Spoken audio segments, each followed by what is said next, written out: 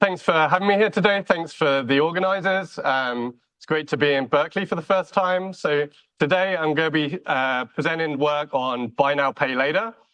This is based on a paper that I wrote a couple of years ago with a couple of fellow Brits, Chris Firth and John Gathergood at the University of Nottingham.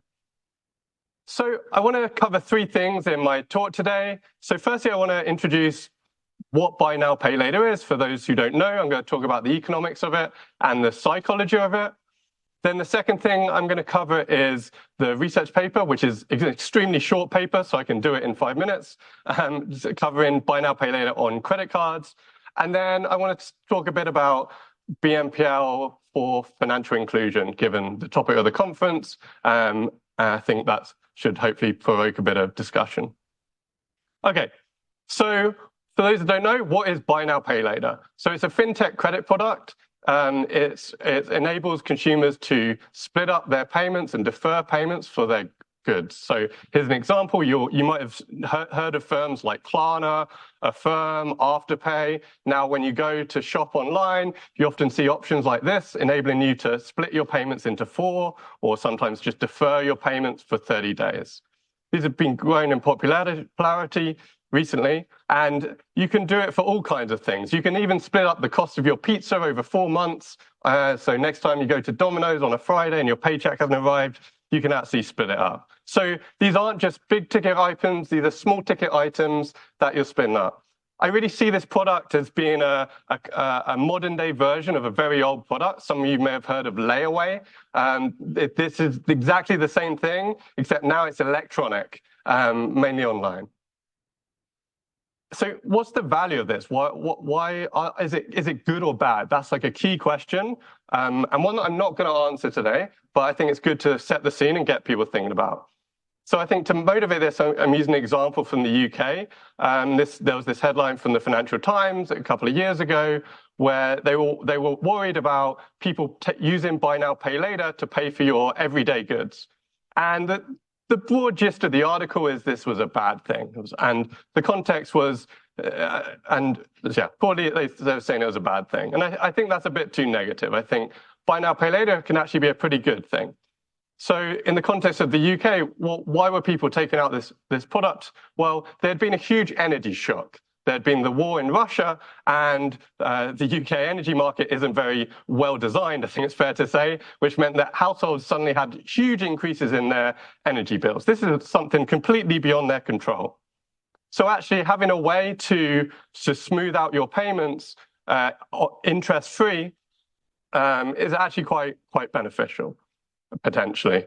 It might actually prevent future financial distress. So it's unclear kind of if they're good or bad, but I think I'm broadly of the view that there's some potential economic value to these products. And let's just go through a few arguments why that could be. So firstly, it can just let you buy more stuff, and we all like buying stuff. That's particularly important for consumers who haven't got much liquidity, so they might have like their paycheck arriving in a week or two, but they haven't got it today. So maybe with buy now, pay later, you can pay for just a fraction of the good that you want to buy today and smooth it out over a few weeks or months. That's broadly a good thing. It also can let you pay less interest, right? If say you have a choice between using buy now, pay later, which is interest-free, or borrowing on other products like a credit card, overdraft, line of credit, payday loans, those other products are far higher, far costlier. So you can save on interest, maybe use that money to buy other things or build up your savings. That's a clear kind of benefit of these products over other products. There's another nice potential feature in how these are designed is that if you struggle to, if you have self-control problems like many people do, it has a nice repayment structure. So if I say, oh, I'm going to buy this thing today on BNPL, it sets up the repayment schedule, and I know as long as I follow that, I repay my debt in, say, four installments. That's very different to, say, credit cards, where if I put my money on my credit card and only pay the minimum, it could actually take a very, very long time, like years, to actually repay the debt. And then the last thing I think that's important is that these are incumbents. These are non-banks who are in this market, and they are helping to increase competition. So I think this is important in a couple of ways. So they can potentially compete with the credit card market, which is highly concentrated, highly profitable market with a small number of powerful incumbents. And similarly, there's also the payment networks like Visa and MasterCard, which are also highly profitable incumbents. So having like these fintechs that can potentially compete with these can help to lead to better outcomes for consumers potentially. So there's potential, lots of kind of potential like upside for these products. There's also important psychology. I'm just going to touch on a couple of bits of psychology. I could do a whole talk on the psychology of buy now, pay later. Really. But the first thing I want to talk about is really in the name.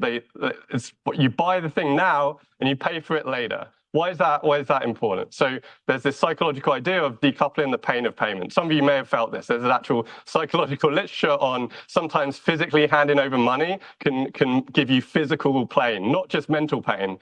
So actually separating the enjoyment of buying stuff, which we kind of like, from the pain of paying for stuff, which we rarely, if ever, like doing, it can actually be good. And the good thing about presenting on buy now, pay later is there's some of the greatest memes ever created on this, so I always have to have at least one of them to emphasize this point. There's other psychological factors at play. So the other one is, I think that's important, is anchoring. The BNPL payment itself is small relative to the total cost of the goods that you're buying. So to give you an example, you went online and you were going to buy a coat for $100. That's the amount of money that you went to the basket and you were planning to pay for. But you then see a BNPL option to split up your payments, and now you realize, oh, I only need to spend $25 today. That's a lot less than I was planning. That's quite small relative to 100. So what do? You go back and you add more stuff to your basket and you spend more. And there's actually like empirical literature showing this. Actually, Emily's here today. She's got some work on it, and there's a couple of other papers. So there's definitely evidence that when you have these options, you spend more. And that's why merchants provide these options. They are willing to pay a fraction of the amount someone spends to pay to the BNPL lender to encourage them to do so. So now I want to briefly cover the research that I did on BNPL. So this was actually the first paper published on buy now, pay later in the world. So it's a very short descriptive paper. We're not answering causal questions here, and it's just meant to start the conversation. And I'm excited to see over the last year or so, there's been more papers on this topic, and and we're learning a lot as time goes on. So what do we do? So firstly, we just provide some institutional details on BNPL, and we analyze a data set of UK real-time credit card transaction data, and the firms anonymized it in this. And so let's just plot that over time. So what's this showing? So I'm just indexing the number of credit cards in my data that have a payment that I can tag as buy now, pay later. So it's something like Klarna, Firm, Afterpay, those kind of things. And I've extended this time series for you up to the end of November this year, which is beyond the paper. And you see there's been a very rapid increase in the use of BNPL on credit cards from 2019 to 2022. You always have these peaks around now when the payments for Black Friday come due, or like the payments for your Christmas shopping start to come due. So that's why you always have this big peak towards the end of the year. But you see that it's grown extremely rapidly, and that's consistent with other data for the US and other countries. And now it actually is fairly stabilized over the last year or so. And so you end up with, if you look at these kind of data, about 2% of all UK credit card transactions are on BNPL, which is a not trivial number, actually, for a market that basically didn't exist before 2019, or was extremely small, to say the least. And within this overall growth, there's a small segment of consumers who are driving it. So there's a pattern of repeated use. There's a small subset of people who you see using it again and again, month on month. So why does potentially having your BNPL, so taking out an interest-free product and then put in the repayments on your credit card matter. That's what we kind of show in our data. And I think one way to do that is to use a direct quote from Klarna, a BNPL lender, that credit cards are riskier than BNPL. And why can that be? So credit cards have higher interest rates, so they're in the UK around 20%, actually higher now, and around a quarter of people are only paying the minimum or a little bit above it. That means that they're paying high interest, and we see patterns in UK data, US data of consumers persistently paying only the minimum, incurring very high interest costs, and sometimes also not repaying their debt. So you can think about a pattern of taking out an interest-free product that was due to be paid off in a month or two, and without any cost, and then putting that on a credit card as being a potential debt spiral that you might be worried about. Indeed, like BNPL is unregulated in the UK and largely unregulated in the US as well. But if it were regulated in the UK, like other credit products, this particular law would apply, which basically says that you can't lend to someone unless you're confident they're going to repay without having to borrow to meet the payments, which is a pattern that we're not seeing here. So then how to interpret this, we then look at the types of consumers exhibiting this behavior. And so we just split that by age. And we see it's majority of the consumers taking out BNPL are younger people, so around 84% in our data. And that's consistent with surveys that have been done since in the UK and the US. Like it seems like it's much more commonly a product used by younger people. And so that has like important implications when you want to think about, who are potential regulations or how much you should be worried about its use. We also look at where consumers are in the UK and who take out this product. Broadly, it's everywhere in the UK. But if we look at how deprived the areas are, so broadly you can think of this how poor the areas are, but it combines a lot of other factors. We rank these. This is like an official government measure of deprivation, and so rank 1 is the most deprived areas, and those are the areas where we see most use of BNPL, and then rank 300 odd is the least deprived. So there's about a 30% higher use of BNPL on credit cards in the most deprived areas compared to the least deprived. So then in the last part, I just want to talk briefly about BNPL as a product for financial inclusion. So in the US, around 1 in 5 consumers either don't have a credit file or have what's known as a thin credit file, which means that you don't have many products. Like you might have one credit card or something, and you might not even have a credit score because you haven't have enough of a history. And when you look at who those people are, and they're low income, they're often Black and Hispanics, and often younger people in their 20s and 30s. So the kind of people that there's a potential opportunity to get them included, and you might think there's potentially high returns to society from giving those people access to credit. I think there's an interesting potential here for BNPL reporting to increase credit access. So most BNPL isn't in your credit file in the US. So if it were, what would it do? It would add a load of trade lines to your credit file, which can potentially help to signal your creditworthiness.